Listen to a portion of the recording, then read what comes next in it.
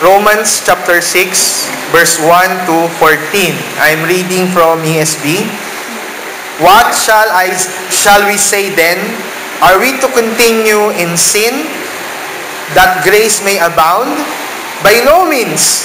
How can we who died to sin still live in it?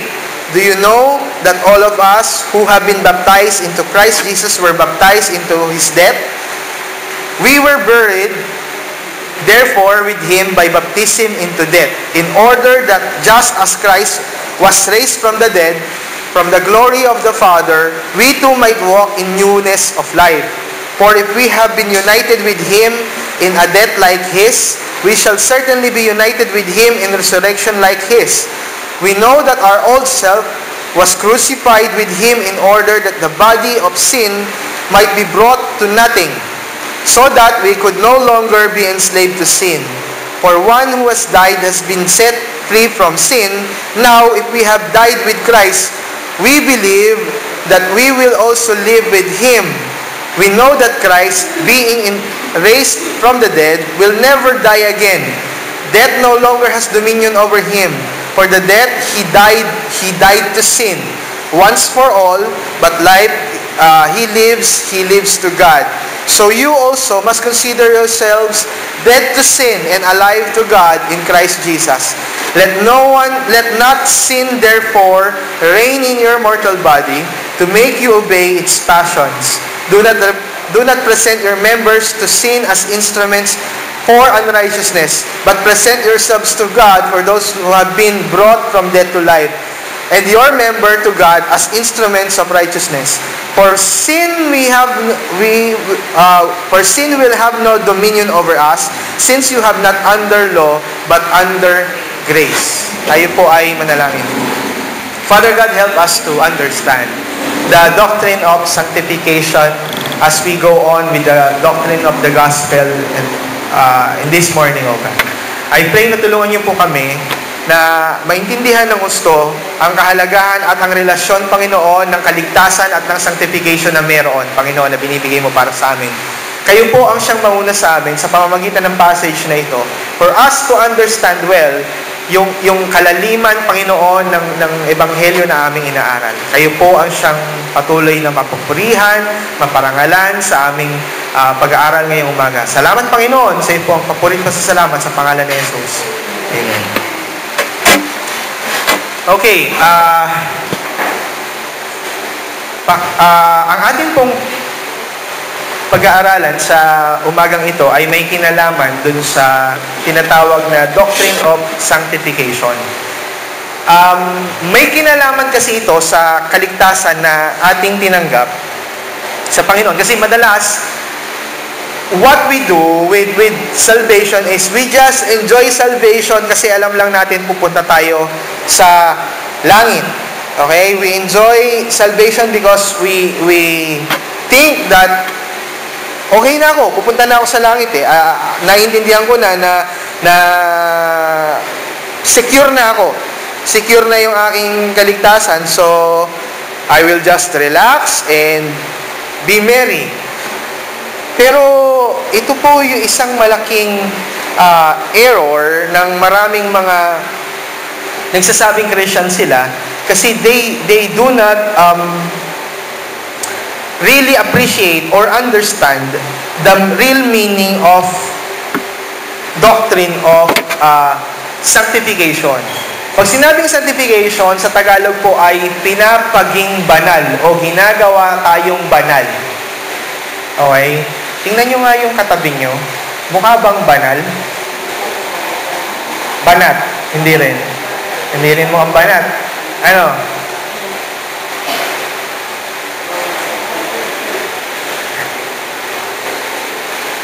If we would really understand Christianity, hindi po pwedeng mawala, sa totoo lang, yung katuruan patungkol sa pagpapaging banal o yung pagiging banal.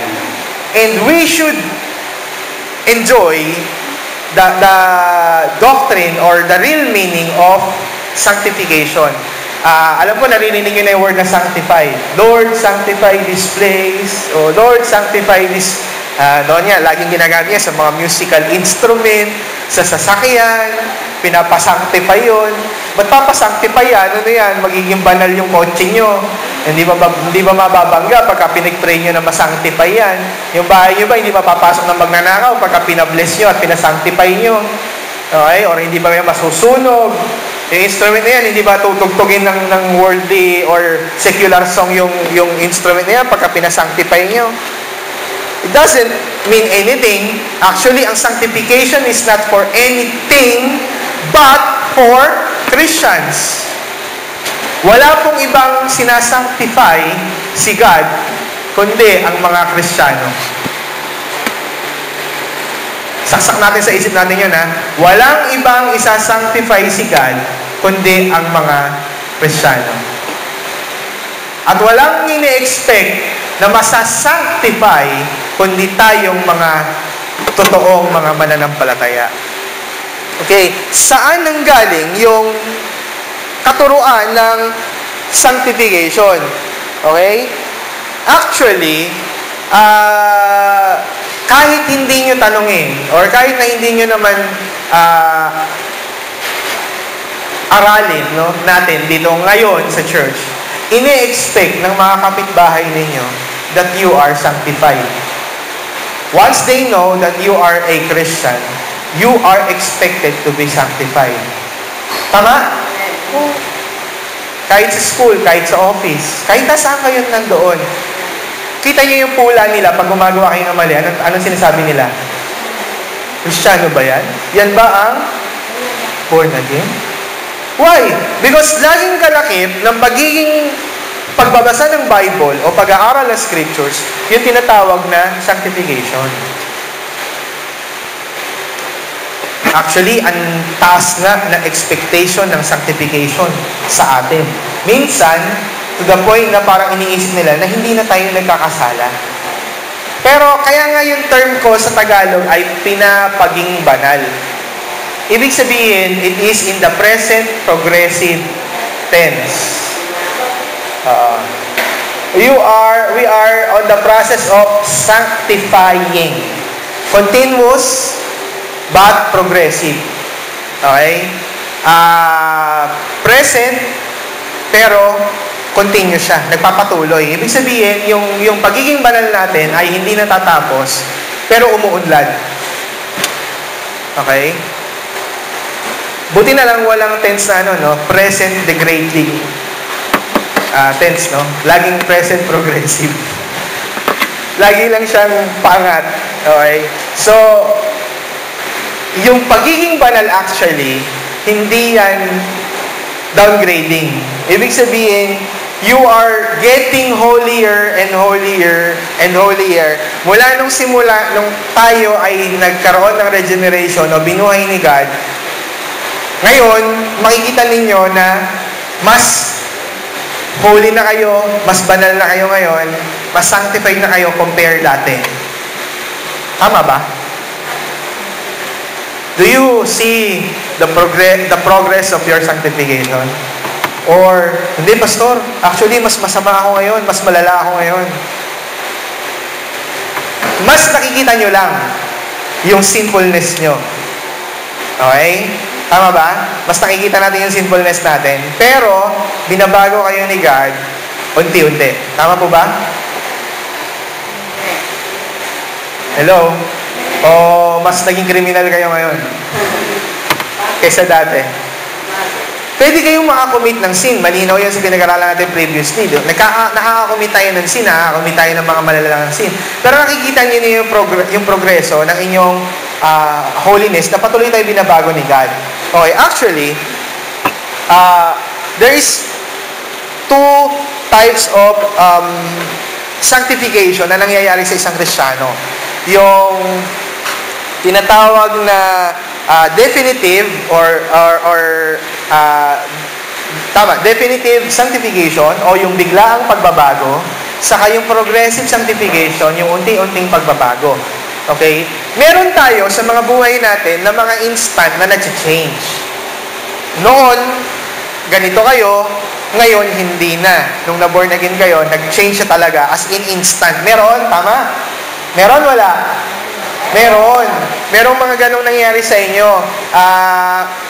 Talagang totally, natalikuran nyo yun, na wala talaga sa inyo yung kumbaga sa pagkain, yung panlasa ninyo sa certain sin. Actually, iba-iba tayo ng mga urge, ng mga sinful urge. Yung mga hatak, kumbaga, ng kasalanan. Tama po ba ako? Iba-iba? Yung iba sa atin, chismosa. Yung iba naman, hindi ganon. Iba naman yung hatak sa kanya. Yung iba, greed. Yung iba naman, ang greed sa kanya, ang hatak sa kanya, lust. Iba-iba tayo ng hatak eh. Iba yung nagdo-dominant na urge ng sin sa bawat buhay natin. Tama ba ako? Meron ba sa inyo na ang urge niya, gusto niya lagi pumatay? Talagang kapag nakakita, gusto kong patayin yan. Ganun eh. Yung lahat na lang tuwing gigil na gigil, sarap sapakin. Ganun, laging, merong mga ganong klaseng tao na ang urge niya talaga, gusto lagi manuntok, manapak. Iba-iba tayo na urge. Okay? Pero, nung na-born again tayo, merong mga definitive or definite, diretsuhan, instant na mga change ni God o binago ni God sa buhay natin. Tama po ba? Meron. Pero meron din tinatawag na progressive. This progressive sanctification usually talks about your sin na hindi nyo kaagad mabitaw-bitawan. Yung bang parang kasalanan na parang inuulit-ulit natin at parang ang sarap gawin. Tama? Meron? Meron wala? Meron. Meron tayo na hindi natin mag-give up. Ang tawag natin dyan usually ay weakness. Yes or no? Pero pinapababaw lang natin yun. Kunyari lang tayo para lang medyo maging mababaw yung tawag natin. Kaya natin tinatawag na weakness. Pero sa totoo lang, sin yun. Di ba? Ayaw natin lang matawag na dyan siya mahina eh. Di ba? Yan yung kanyang kahinaan. Hindi kahinaan yan. Kasalanan yan. Okay? Malinaw na kasalanan yan. Pero we still do that or we still have that sa buhay natin. So, anong solusyon? Anong mga dapat nating gawin para yung mga bagay na yan ay mawala? Bakit ba ito importante na mawala? Importante ito, actually, hanggat nabubuhay tayo, ito tatapatin ko kayo, we will always struggle with sin. We will still struggle with sin. Minsan nagpapasalamat kayo, no? Kasi yung struggle ng isang kakilala nyo, hindi yung struggle. Okay? Pero, sa totoo lang, may mga struggles pa rin kayo. Tayo, lahat. Even me. Walang exempted rito. All of us has our struggles in life. Meron tayong mga bagay na kung saan lagi tayong bumabagsak. Kaya nga na-invento yung kanta na kinanta ni Gary V, na luma ng kanta, yung Warrior is a Child. Diba? Yung history ng kantang yon, nung kinanta yan, yung They Don't Know. Alam na alam yun, di ba? Nung kinumpose ito at kinanta ito nung 80s, 90s nung na-compose yung kantang yan. Tapos ni-revive ni Gary Valenciano dito sa Pilipinas. Sumikat dito sa mga kahit sa mga hindi Christian. Ang purpose kasi para ipakita na mahina din ako.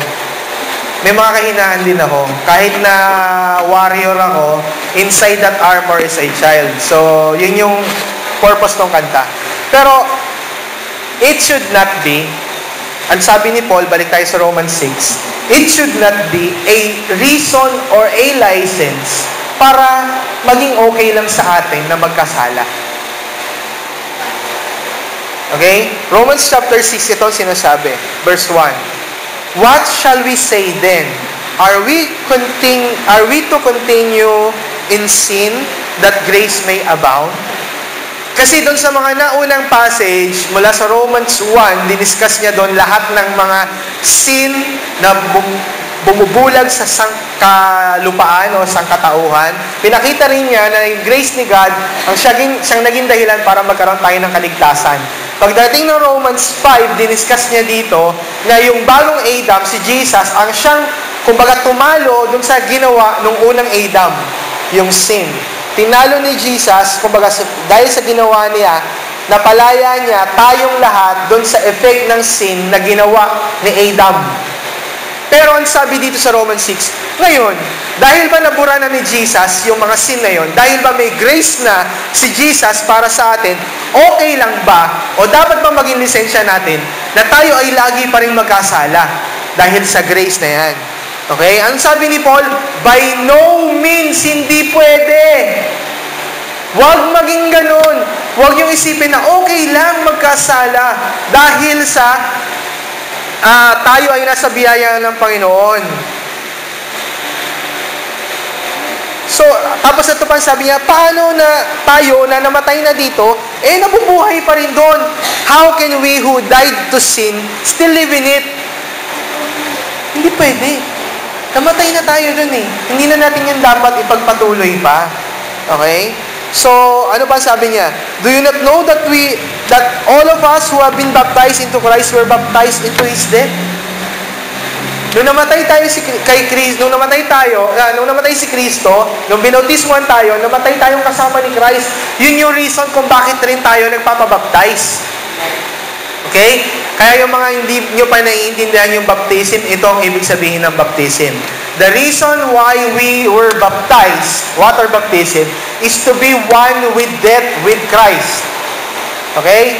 Nilulubog tayo sa tubig bilang parang ilustrasyon na tayo ay nilibing kasama ni Christ. So yung ating dating tayo, nilibing na rin tayo doon nung nilibing si Christ. So parang ganun yung meaning nung baptism. Kaya kapag tayo ay binaptize, ibig sabihin nun, we are also died together with Christ on the cross. So yung ating mga kasalanan, yung ating mga maruruming mga nagawa, o yung ating mga kasalanan patuloy na umiiral sa ating buhay, pinako na yun sa cross. Yun na yung gustong ipakita ng baptism natin. Kaya po, if you were baptized, kung nabautismuhan na tayo, nagpa-water baptize na tayo, dapat alam nyo na yun. Okay? Or, yung mga hindi pa nababaptize, bago kayong magpabautismo, yun yung dapat nyo isipin. Kaya hindi ito katulad ng ginagawa ng ibang mga religion, di ba? Merong, halimbawa, fourth watch. Ang fourth watch po, kahit saan babautismuhan kayo niyan. Oneness, kahit saan babautismuhan kayo niyan. Yung mga grupo ni Almeida, basta makakita ng tubig yan, babautismuhan kayo niyan kasi kailangan kayong mabautismuhan dahil pag hindi kayo nabautismuhan, kulang yung kaligtasan nyo. Baka mamatay kayo mamaya, hindi kayo na-save. Okay? So, kung meron kayong drum sa bahay, bautismuhan na kayo. Okay? Naalala ko nung kasi sila nanay, naging oneness din sila from 8 time. I was still in grade 5 and grade 6 noon. Naalala ko kasi tabing ilog kami. Malapit kami sa ilog, yung Dampalit. Kung nakarating na kayo kay Pastor Kalo, nakita nyo, di ba? May ilog kami sa lugar namin. Nung dumating yung mga grupo ni Almeida sa Dampalit, nagkaroon sila ng, kumbaga, marami silang mga nag-evangelize doon. So, na-convert yung mga grupo nung barangay namin. Pinilit nila talaga mabautismuhan. So, sabi namin, saan magbabautismo? Ilog. Babautismo dyan kasi marumi. Alam namin ang alam namin ng concept ng bautismo, nakikita namin sa TV, swimming pool. Di ba? Swimming pool. Hindi. Ang gusto ng mga wanis, bautismo na ngayon. Baka mamaya may mangyari hindi na kayo ligtas. So, ayun. Alam niyo naman yung ilog, di ba? Kung ano yung lumulutang doon. May mga squatter doon na sila, doon nilalabas nila lahat. Doon doon lahat na. Tapos doon babautismuhan. Nung sinabi ng nanay ko, magpapabautismo lang. Sabi ko, kayo na lang. Kayo na lang. Nung bata ako, naliligo ako sa baha. Pero nung nakita ko, ngayon, nung itsura na yon, hindi na. Nung lumaki na kami, hindi na kami, kasi nakita na namin yung dumi ng ilog. Ang dami nang nag-i-squat doon sa tabing ilog, tapos doon babautisman. Hindi na, kayo na lang. Okay? So, sila, they wanted baptism kasi iniisip nila that baptism correlates with salvation. Okay? Kasi iniisip nila yung sinabi doon sa John na kailangan mong you should be baptized. Okay? Repent and be baptized. Kaso, hindi yun ang concept ng baptism. Ang concept ng baptism, malinaw na in-explain ni Paul that the concept of the baptism is in regards to our knowledge na tayo rin ay inilibing na kasama ni Christ. Kaya nung nagkaroon tayo ng baptism dati, in-explain ko doon sa mga nung nagkaroon ng parang seminar bago mag-baptism. Nang ibig sabihin ng baptism ay patungkol sa paglilibing ng dating ikaw. Okay? Ililibing ka. So, ilulubog ka. Yun yung illustration nun. Gusto nyo lupa, gawin natin. Saka natin kayo iyaahon. Ayaw nyo naman, di ba? Kaya tubig. Kaya yun yung concept nun. Kaya tubig yung ginagamit sa baptism. Kasi hindi naman kayo pwedeng ilubog sa lupa. Ililibing, di ba? Hindi naman ganun. So, yung concept nun ay paglilibing sa tubig, tapos, you were raised up, kaya nga nilulubog, tapos you were raised up, ibig sabihin kayo ay may bagong buhay na. Papakita ito na meron ka ng bagong buhay. So, malinaw na in-explain ni Paul that we are baptized in Christ. Okay? So, yung baptism na yan ay pagpapakita that we are together with Christ nung siya ay namatay. Kaya nga, kung nabuhay ulit si Christ, tayo man ay nabuhay na rin kasama niya. Anong klaseng buhay? Newness in life. Ang sabi niya dito sa verse 4, we were buried together with Him by baptism into death, in order that just as Christ was raised from the dead by the glory of the Father, we too might walk in newness of life. That's why we are expected to have newness in life. Okay? So, dalawang bagay yan. Una, dead to sin. Yung binanggit kanina. Kailangan we who died in sin, namatay na tayo sa pagkakasala. Gusto ko linawin ito, no? This is two parts. Yung sanctification. It is active and it is passive. Okay? Passive in a sense, kasi hindi natin ito magagawa on our own lang. Pag ginawa nyo yan on your own at pinilit ninyo on your own, ano ang mangyayari? You will fail. For sure, you will fail. Okay? Kasi you are being self-righteous, iniisip ninyo na kaya nyong gawin on your own. Hindi nyo yan kaya on your own. So, this is passive. Ibig sabihin, God is the one who will change us thoroughly. But it is also active. Hindi rin tayo pwedeng mawala yung ating pagpupursige para gawin yan. Hindi naman porket nagpupursige tayo, ibig sabihin we are having our self-righteousness, no? That is just a mind dahil gusto mong sumunod kay God. So this is passive kasi si God ang gagawa, and this is active dahil tayo ay magpupursige. Paano ito mangyayari? Okay, I will explain to you. Paano nangyayaring passive? Nangyayaring passive kasi sa ayaw at sa gusto nyo, babaguhin kayo ni God. Sa ayaw at sa gusto nyo, there will come a time na yung bawat sin sa atin ay babaguhin ni God yan.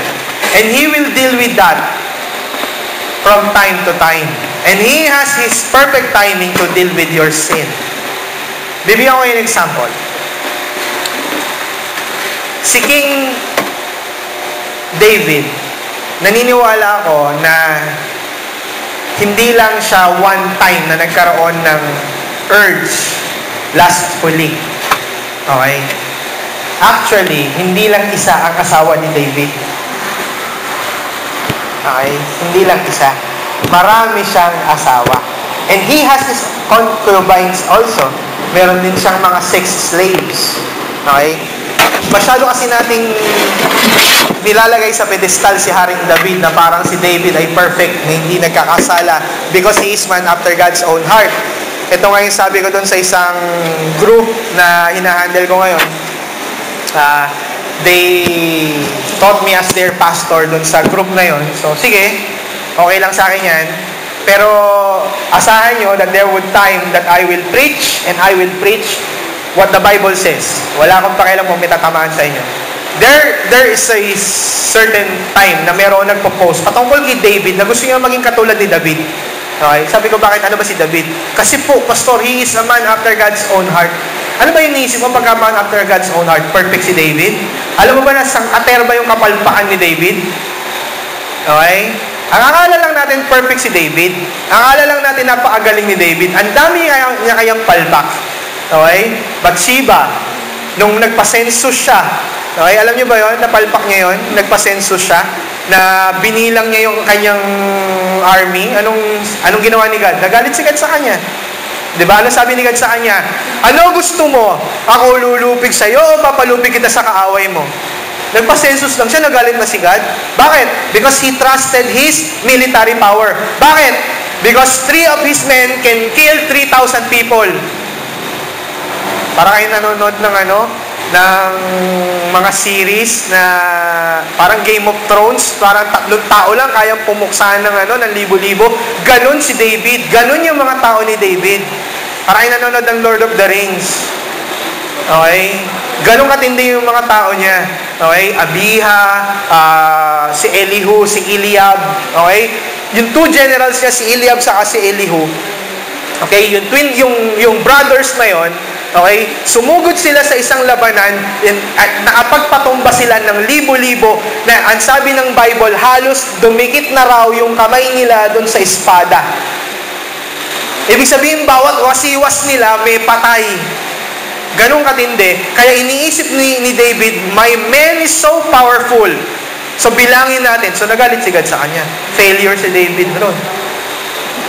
Okay? Kaya bandang uli, sabi niya, mag-offer siya ng peace offering kay God. Tapos sabi niya, I will not offer anything that cost me nothing. Nakikita lang natin yung mga ganong scenario kay David. Pero hindi natin nakikita na kaya siya naging man after God's own heart. Kasi kahit na anong failure niya, gusto siya ni God na maging pagmumulan ng lahi ni Jesus. Yun lang yun. Yun lang yun. Yung grace ni God yung umiral sa kanya. Okay? Yun lang yun.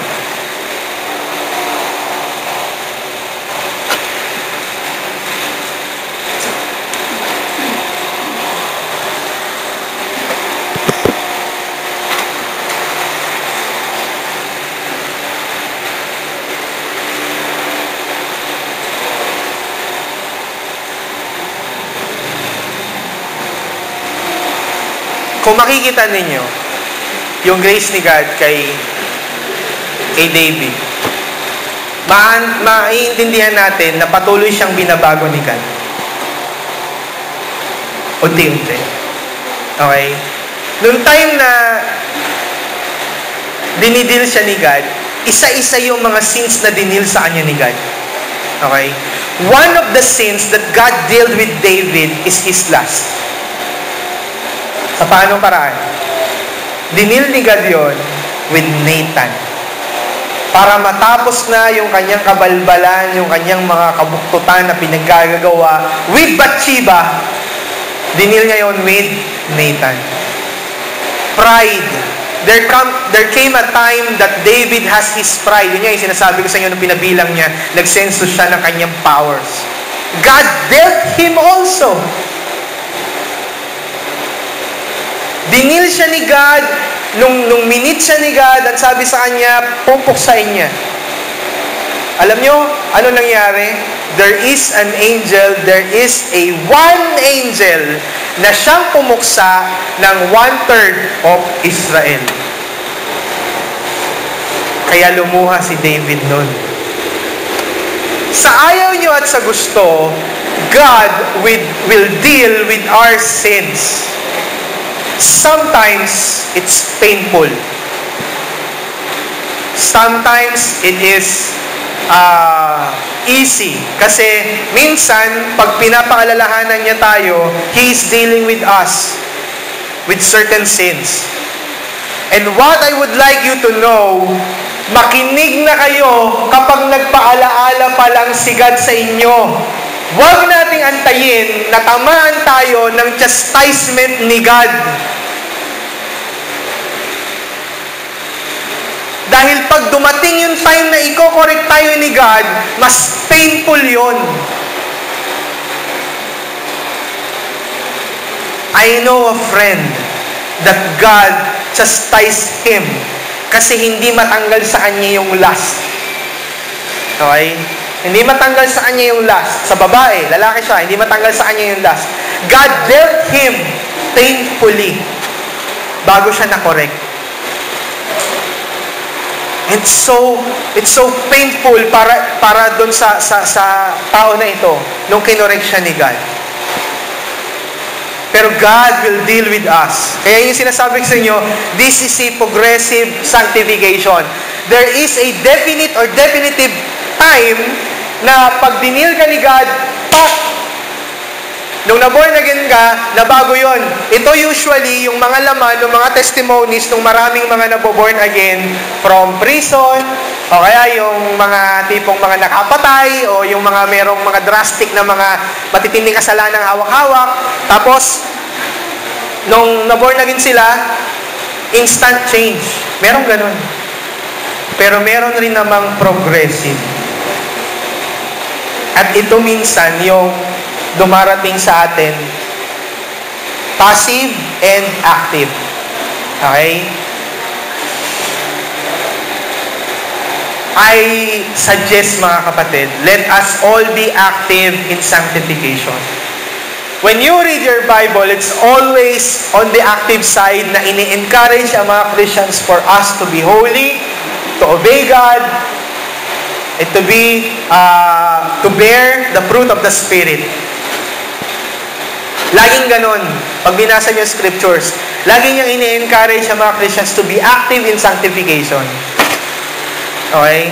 Pero hindi niyo yun magagawa on your own because God is on the behind the scenes. Okay? Lagi siyang on the behind the scenes. Lagi siyang kumikilos siya na hindi natin napapansin that He will change us day by day. Unti-unti niya tayong binabago. Pero dalawang bagay din. This could be uneasy or this could be painful. Sanctification sometimes are easy. Sanctification sometimes are painful. Easy, halimbawa, nakikinig kayo dyan sa upuan ngayon at meron kayong mga kasalanan na alam nyo dinidil kayo ni God. Easy, when you actively sabi nyo, oh, I will obey what the Word of God is saying. Kino-convict na kayo. Di ba, madalas yung nagagamit yung word na yan before. Oy, kino-convict ako ng Spirit. Hindi ko kayo kino-convict, nakukonsensya kayo. Okay? Siyempre, kasama yung conviction ni God. Pero sa totoo lang, talaga naman, dahil sa alam ninyo, deep inside you, mali yan. Okay? Alam nyo, deep inside you, nandadaya kayo, nanggugulang kayo sa kapwa, nagsisinungaling kayo, nag-iisip kayo ng masama. Alam nyo, deep inside you, God is dealing with you. So the easiest way is to be active with it. Baguhin nyo na, alisin nyo na, iwaksin nyo na. Okay? God is moving with that. Gumigilos si God ron kasi siya ang gumagawa ng paraan para paalalahanan kayo. Bakit naman sa dami-dami ng mapapanood nyo sa TV, yun pa yung napanood nyo, yung istorya nyo, yung nakita nyo? Diba? O kaya, sa dinami-dami naman na pwede yung mapakinggan, ba't istorya nyo pa yung narinig nyo? Diba? Parang team song nyo tuloy, strumming my pain with his finger. Diba? Parang ganun tuloy. Singing my life with his words. Diba? Parang ganun tuloy yung dating. Killing you softly. Kasi alam mo, ikaw yon. Alam nyo, ikaw yon. Kaso, ang nagiging reaction natin minsan, uy, pinapatamaan yata ako ah. Yun yung isang reason kung bakit minsan yung mga pastor ayaw kayong puntahan. Kasi malaman yung mga ugali nyo. Hindi siya makapag-preach ng tama. Kapag nag-preach, makakala pinapatamaan kayo. Okay? Sa ano kasi sa Pampanga, yun yung madalas na comment. Pastor, yung pinanggaling ko kasi church, pinatatamaan ako ng pastor. Sabi ko, edi praise God, tinatamaan ka. Para saan ba't nagpupunta kayo sa church, ayaw mo palang matamaan? Di ba? Kaya nga tayo nagpupunta sa church para baguhin tayo, para mabago tayo. Ngayon, kung ayaw mo, bakit ka nagpupunta ng church? Gusto mo lang matawa? Di ba? Gusto mo lang ma-entertain? The reason we listen with God's Word is for us to be changed, for us to be sanctified. And God is using situations, God is using His men, God is using everything He can or He wants for you to be changed. Minsan nakapanood lang kayo sa maalaala mo kaya, na-realize nyo na meron kayong mali. Ayokong limitahan si God, He can use that, everything. Pwede niyang gamitin yun para ma-realize niyo yung mga pagkakamali niyo. Tama? God is changing us. Tayo passive or active man. Okay? So, He is changing us on easy way. Pero meron ding hard way or painful way. Okay? The painful way sometimes involves chastisement or discipline.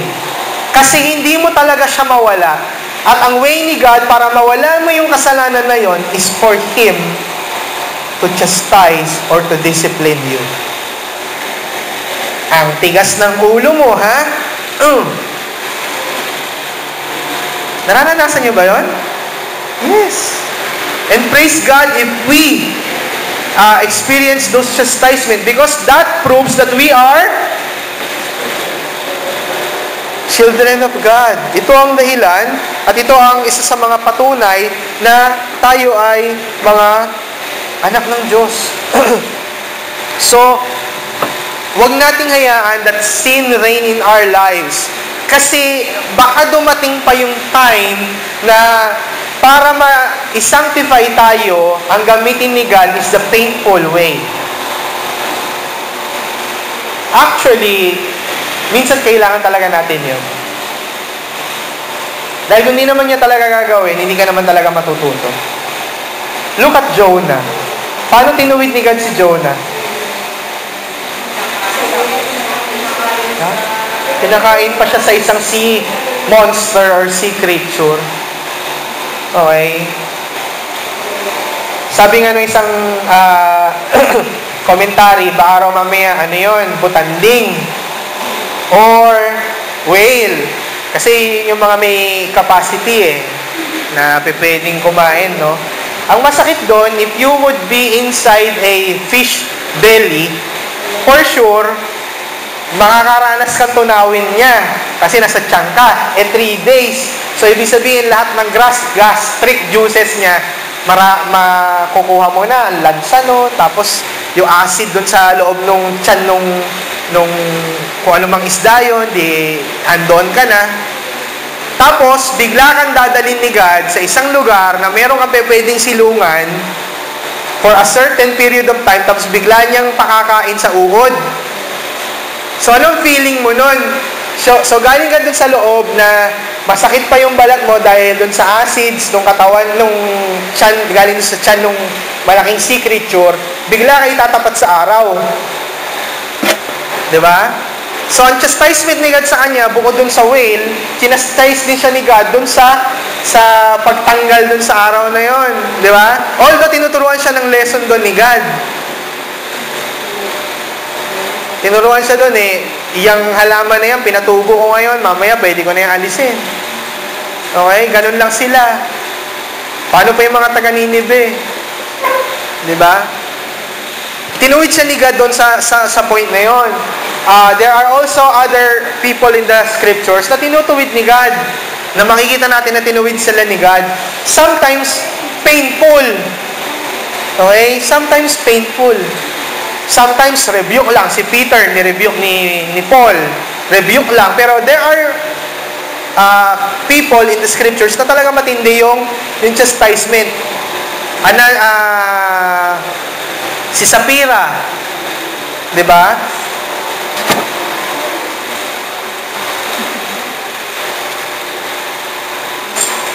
Anong ginawa sa kanila ni God? Pinatay sila para lang ma-chastise. Para lang mapakita na ito yung pagpalo ng Panginoon. So there are times na masakit yung papaging banal ni God sa atin. So we should look at it, paano yung ating mga dapat na gawin. Okay. Paul continuously discusses dito sa Romans 6, ito sa verse 5, "For if we have been united with Him in a death like His, we shall certainly be united with Him in a resurrection like His." What should be our mindset? Okay? Our mindset should be, number one, we are dead in sin. Ang una nating mindset dapat, patay na tayo sa kasalanan. Aminin natin, totoo naman talaga that this life is like a tug of war. Tama ba? Para tayong, in our side, para tayong hinahatak na gumawa ng mabuti, pero there is a strong urge na hinahatak din tayong gumawa tayo ng masama. Okay? So what should we do? Number one, let us have in our mind, in our thoughts, that we are dead in sin. Okay? So paano yan? Ano ba ibig sabihin ng dead in sin? There are two explanations of what dead in sin means. Number one, we are dead in sin. Ibig sabihin, wala na yung guilt ng sin na yan. Okay? The sin na pinamana sa atin ni Adam at ni Eve, ano na yon? Winaksi na yon, tinalo na yon ni God sa ating buhay. Although, nag-struggle pa rin tayo, but the power of that guilt, that sin, is not in us anymore. Okay? Pangalawa, sabi ng Corinthians din, that we have the new nature na wala na yung dati, tayo ay binago na. When Christ died on the cross, His righteousness is in us. Nakikita na ni God sa atin yung righteousness natin. So, dapat we are thinking, kung yun na yung nakikita ni God sa atin, dapat yun na yung pinamumuhay natin. So, in our thoughts, we should always think that we are already dead in sin. Okay? So, tayo ay patay na. Pangalawa, dapat nating isipin that we are not of this world anymore. Tayo hindi na taga rito. For if we have been united with Him in death likewise, or like His, we shall certainly be united with Him in resurrection like His. Tayo ay bubuhayin kasama niya. We know that our old self was crucified with Him in order that the body of sin might be brought to nothing, so that we would no longer be enslaved to sin. Lagi nating iisipin yung goal natin to be with the Lord. Kaya nga dito naman papasok yung sinasabi ko sa inyo na active. Kailangan tayong magpursige sa ating sanctification. Okay? Let us work out. We are saved, so let's work out yung ating holiness. Si Jerry Bridges, meron siyang mga books, Pursuit of Holiness, Practice of Godliness. Actually, passive ang holiness kasi si God ang nagbibigay. But, sa totoo lang, ito rin ay pwede nating gawing training. Yes or no? Bibigyan ko yung example. Merong mga bata na talaga na-train, kaya mababait sila. At merong mga bata na kapag nakita nyo pa lang, magsalita pa lang, sasabihin nyo, hindi ayos ang palaki dito. Tama, mali? Diba? Meron kayong pag nakita yung bata, magsalita pa lang, oh. Alam nyo, hindi ayos ang tabas ng dila ng batang to. Hindi maganda pagpapalaki. Bakit ganon? Ano ibig sabihin? Ibig sabihin, we can train them. Kung yung bata, natitrain yan, lalo na yung mga matatanda, mas mature tayo, mas alam natin yung tama at mali, mas makikita natin kung ano yung ating mga dapat gawin. Okay? At ito pa, pansinin nyo rin, kapag ang isang bansa o isang lugar, mahigpit yung namumuno, bakit ko konti lang gumagawa ng mali?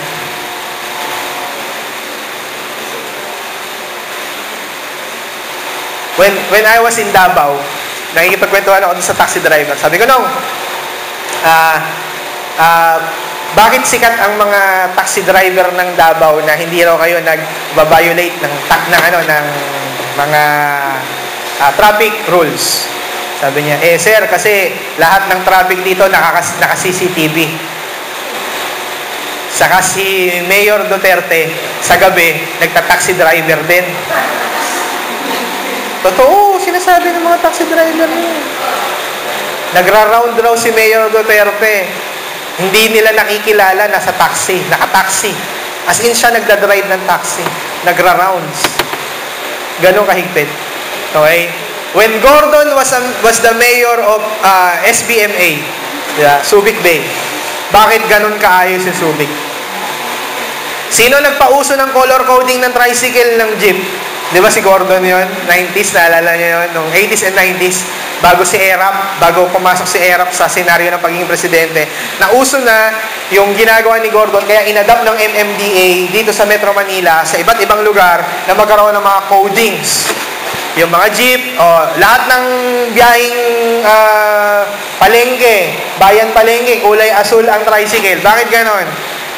Nakuha natin yan dun sa konsepto na ginawa ni Gordon Solonga po.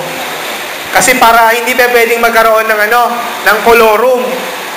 Alam natin na yung tricycle na yun, hindi mo pa pwedeng sakyan yun. Bawal. Kasi ibang kulay siya. Magagalit yung grupo. Diba? Bakit ganon? Bakit kapag mahigpit yung leader, mas matino? Ibig sabihin, pwedeng mapag-aralan ng pagiging matino. Tama? Pero, sinasabi ko sa inyo, you will fail pa rin. There are times. Pero, we can be active with holiness. Pwede nating aralin ang ating pagiging holy. Tama? Halimbawa, nung bago kayo naging Christian, nagpe-pray ba talaga kayo bago kumain? Hindi naman eh. Diba? Kailan kayo natuto? Kasasama nyo sa fellowship, nahihiya na kayo na hindi kayo nagpe-pray pag bago kumain. Tama? So, nahiya na kayo rin, nagpe-pray na rin.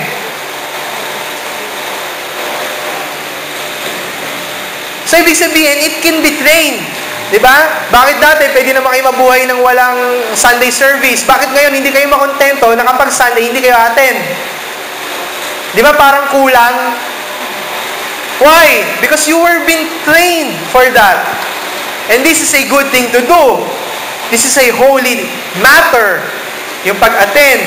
So, ibig sabihin, we can train ourselves to be holy. Diba? Bakit hindi kayo nagmumura? O nagmumura pa rin kayo hanggang ngayon? Diba? Hindi, pastor, pag nabibigla na lang. Hindi, pastor, pag hindi na lang nakikita or wala na lang nakakaalam. Diba? We can be trained. Pwede natin i-train yung mga sarili natin. Tinatanggal na natin yan. Diba? Inaalis na natin yan. Na kapag iba na yung sasabihin niya. Diba? Kailangan nating matrain yung ating mga sarili actively. We can do our kumbaga, pwede nating pagporsigihan. So, yung sinasabi ni Paul, huwag yung sabihin na self-righteousness to, hindi.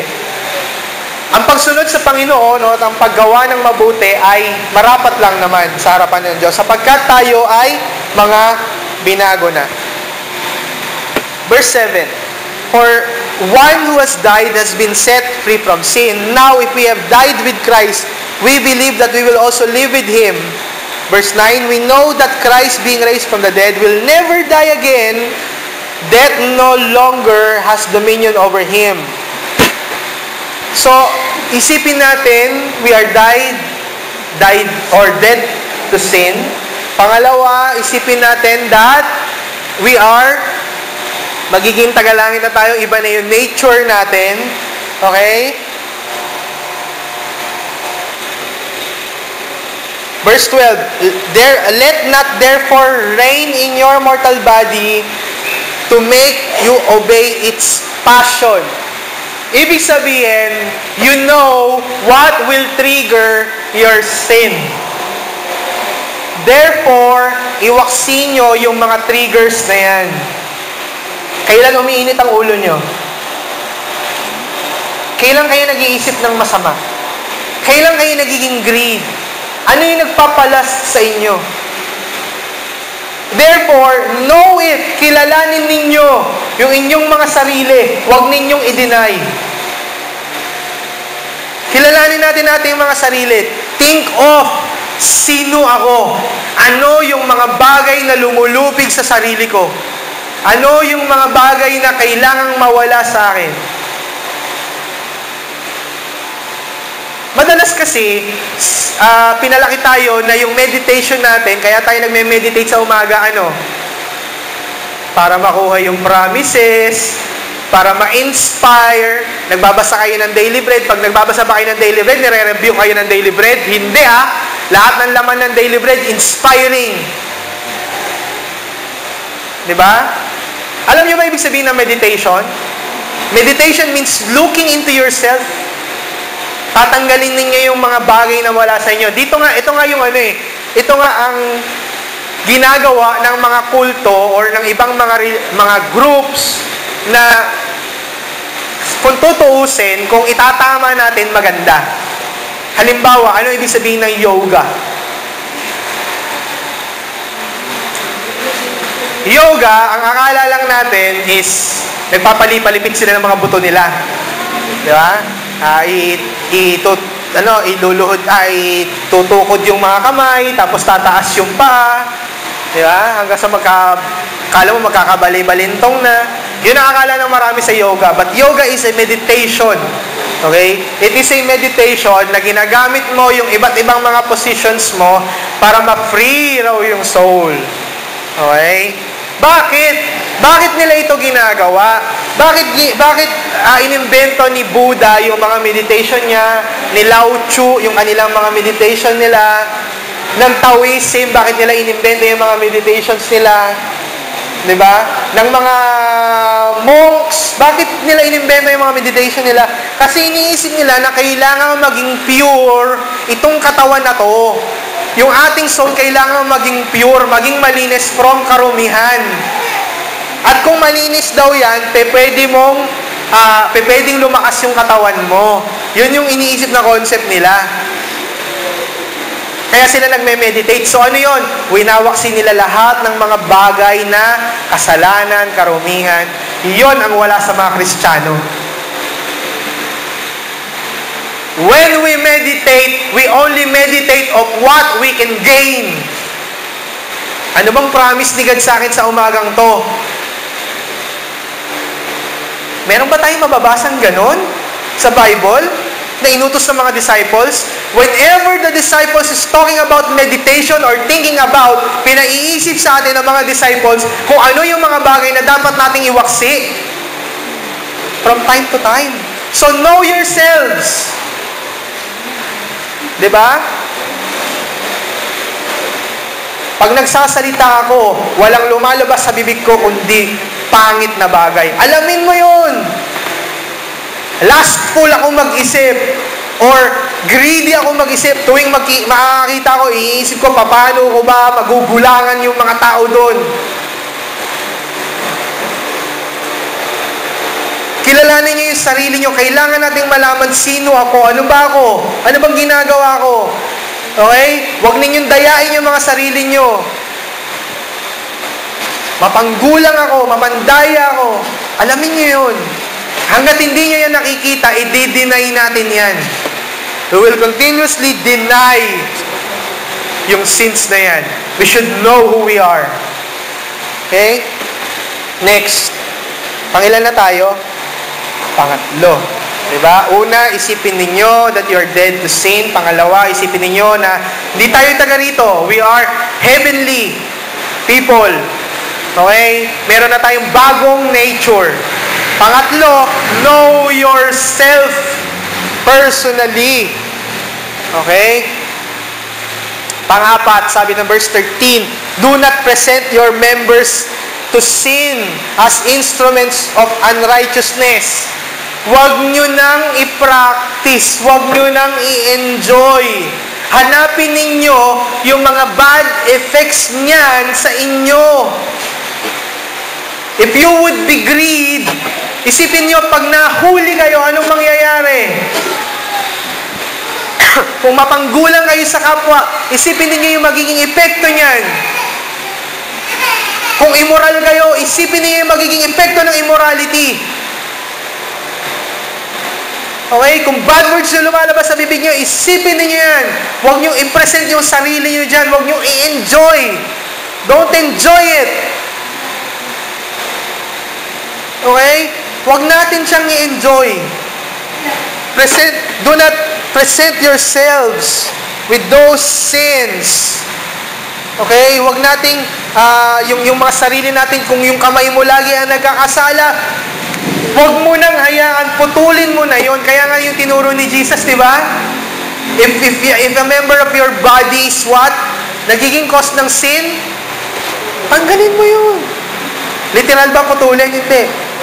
Ibig sabihin, alisin na natin yung bagay na yon. If that is happening to you, don't enjoy it anymore. Stop it right now. Or else God will make you stop. If God would make you stop, ay nako, hindi mo magugustuhan. Tama? Sa mga bata, ito yung isang bagay na lagi kong sinasabi rin sa mga nakakausap kong parents. The father should be the one who disciplines their children. Okay? When the father image has gone inside the family, magkakaroon ng problema yung mga bata. Tandaan nyo yan. Ang tatay ang tinawag na maging ulo ng tahanan. Kapag ang tatay ang siyang may problema at hindi pinangangatawanan ng tatay yung kanyang role sa loob ng family, asahan ninyo na there could something be wrong na mangyayari dun sa mga bata. Pwedeng masira ang buhay ng mga bata, pwedeng kung ano-ano yung mga future nila, pati sa morality na apektuhan. Sabi ko nga doon kay Sister Beck, saka sa ibang mga kaibigan ko, observation ko lang, hindi ko to general rule, pero observation ko lang, karamihan ng bakla, karamihan ng tibo, may problema sa tatay. It's either wala yung tatay niya, o nagloko yung tatay nila, o mali yung disiplinang ginawa ng tatay nila. Okay? Maraming beses ko nang napansin yun. Pansinin nyo rin yung mga bata na maagang nag-aasawa, mga batang sira yung buhay, kung ano na yung mga pinaggagawa nila. Usually, may problema sila sa tatay nila. Usually. Okay? Kaya nga sa bahay, sabi ko nga, lagi kong pinapakita, even that sa twins, ano ang authority ng tatay? Kailangan yun, matrain sila. Sino nagsisimula ng training? Ako, bilang tatay. Para sa kanila. I train them up. Paano sila kikilos sa bahay, paano sila, yung kanilang mga dapat gawin, behaviors, chores, even the chores, paano sila matuturuan, kailangan silang i-train. Kasi pwede silang matrain. Pero, pag hindi sila mapigil, okay, pag hindi sila mapigil, ano mangyayari? Halimbawa, makulit sila. Meron silang ginagawa. Pag sumigaw na ako, pag nagtaas na yung boses ko, at hindi pa rin sila napigil, may kasunod na yun. Anong kasunod nun? Disiplina na yun. Okay? Kaya takot na sila eh. Once na sumigaw ako, sabi ko, sige, antayin niyo ako magalit. Okay? Makikita mo yan, nag-aaway pa rin, pero bulungan na lang. Ito kasi. Oo. Nag-aaway pa rin sila, pero bulungan na lang. Nakita na kayong ganon? Alam niyo yun, di ba? Yung nag-aaway ng pabulong. Ganon pa rin eh. Pero alam nila yun, na kapag dumating na yung time na kailangan na ng discipline, kailangan nilang stop yun. Sa atin, when we don't stop with our sinning, God will make us stop. At yun yung masakit. Pasalamat tayo pag ginawa yun ni God because that is a part of His love for us. Kasi pag pinabayaan niya tayo na manatili tayo doon, hindi kayo anak. Hindi tayo anak. So once you see, sabi ko sa inyo, kilalanin nyo, di ba? Kilalanin nyo yung sarili. Pang-apat, stop it! Don't let your members of your body present with sin. Okay? Pang-lima at pang-huli. Dito tayo magtatapos. Ang sabi dito, and your members to God as instrument for righteousness. For sin will have no dominion over you since you are not under the law but under grace. Ang sabi dito, i-present naman natin yung ating katawan sa ano? As instruments for righteousness. Panghuli, kailangan nating i-train yung ating mga sarili na gumawa ng mabubuting bagay. Greedy kayo? Stop nyo na. Anong kailangan nating i-reverse? Maging giver naman kayo. I-reverse nyo siya. Okay? Palaisip kayo ng masama, itigil nyo na. Anong gawin nyo? Anong dapat natin gawin? Lagi nyo hanapin yung magandang bagay dun sa ibang tao. Okay? Palamura kayo, baguhin nyo yun. Tanggalin nyo yun. Stop nyo na yun. Anong ipapalit natin? Palitan nyo ng magagandang words. Kasi, pag hindi nyo yan pinalitan, uulit yan. Uulit yan. Ang ngipin po, kaya nilalagyan ng pustiso, hindi lang para magandang tingnan, kundi para magkaroon ng papalit dun sa nawala. Kasi kapag hindi, luluwag siya. Pag nabunutan kayo, alam niyo na pag binunutan kayo, dapat lagyan siya ng magre-replace. Or else, luluwag yan. Iiba yung pwesto ng ngipin nyo. Naranasan nyo na ba yun na nabungi kayo? Nag-iiba yung place ng ibang mga ngipin? Wala naman pa, pero lumalakad, no? Lumilipat. Di ba? Lumilipat lumuluwag, nag-iiba siya eh. So, kailangan nyo ng full state para i-ano siya. Halimbawa, nabungi kayo, para mag-fit. Para hindi siya lumuwag. Yun. Kasi pag hindi, makikita nyo yan. Dati yung ngipin mo dito sa gitna, yan yung nawala. Makikita mo itong kabilang to, pag di mo nilagyan ng posisyon, lilipat sa gitna yan. Diba? Yung mga bagay na inaalis natin, palitan nyo yun. Yung mga sins natin na tinatanggal natin, palitan nyo ng mabuting bagay. Change it to godly ways. Okay? Dati puro kayo, mapag-angkin kayo ng bagay. Ngayon, stop it and change it. Okay? Baguhin nyo siya. So, ano-ano po yung mga bagay na dapat nating gawin sa ating sa sanctification? Sanctification could be passive and it could be active. Passive kasi si God ang siyang nagsiset up niyan para mabago tayo. Active, tayo yung gumagawa. Okay? It could be easy kasi kapag pinaalalahanan tayo ni God, dapat ayusin na natin. Or it could be painful.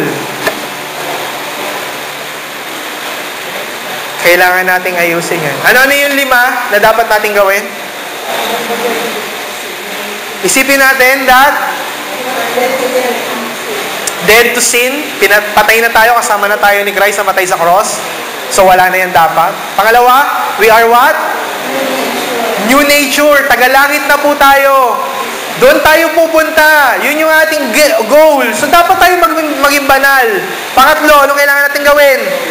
Kilalanin niyo yung sarili niyo. Alamin niyo saan ako laging bumabagsak. Ano yung aking usual failure. Ano yung mga sins na umiiral sa akin. Pang-apat, anong kailangan gawin? Huwag nyo nang i-enjoy yan. Stop it right now. Okay? Stop nyo na yan. Don't present your members or your body with that sin. Okay? Panghuli, palitan nyo. I-replace nyo siya. I-offer nyo yung mga bagay, yung ating katawan sa paglilingkod sa Panginoon. Godly ways. Okay? I hope na ito pong bagay na ito ay maging paalaala sa atin for us to be holy in every ways. Our sanctification may be complete. Hindi pa tapos si God sa atin. Huwag kayong malungkot if you fail. Okay? There are times that we fail. Huwag kayong malungkot. Kasi ang sabi dun sa huling passage na binasa natin, the last verse, verse 14, "For sin will have no dominion over you, since you are not under law, but under grace." Huwag kayong mag-alala. We are under grace. Okay? Gracious si God. He will change us according to His ways, according to His time. Hindi mo mawawala yung struggle natin hanggat hindi bumabalik si God, hanggat hindi tayo kinukuha ni God. Okay? Kaya ang solusyon lang dyan, gusto nyo na mawala struggle nyo? Mamatay. So kung gusto nyo na mawala yung struggle nyo, Pastor, hirap na talaga ako. Hindi ko talaga matalo tong kasalanan na to. We will pray for you. Na mapagtagumpayan yung struggle. So, pagka ganon, hindi nyo mapagtagumpayan, pag-usapan natin, we will pray for you at pag-aralan natin, baka may mga ilang solusyon. Baka naman meron ka lang hindi magawa, kaya hindi mo nagagawa yon. Okay? Kaya hindi mo matalo-talo kasi hindi mo lang nakikita yung big scenario. Okay? So, tayo pong lahat ay tumayo.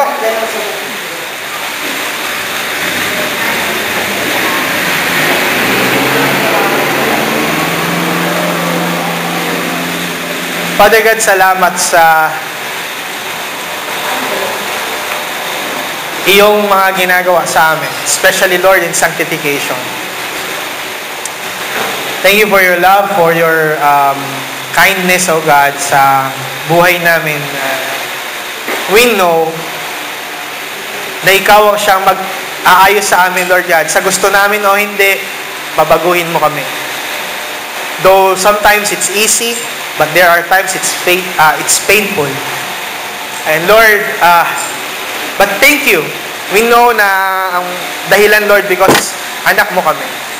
And I pray, Lord God, na sa pamamagitan din ng mga pagtutuwid mo sa amin, ay patuloy kaming maging banal at patuloy kaming makasunod sa iyo. I pray, Lord God, na lagi naming isipin that we are already dead to sin, that we are a new creature already.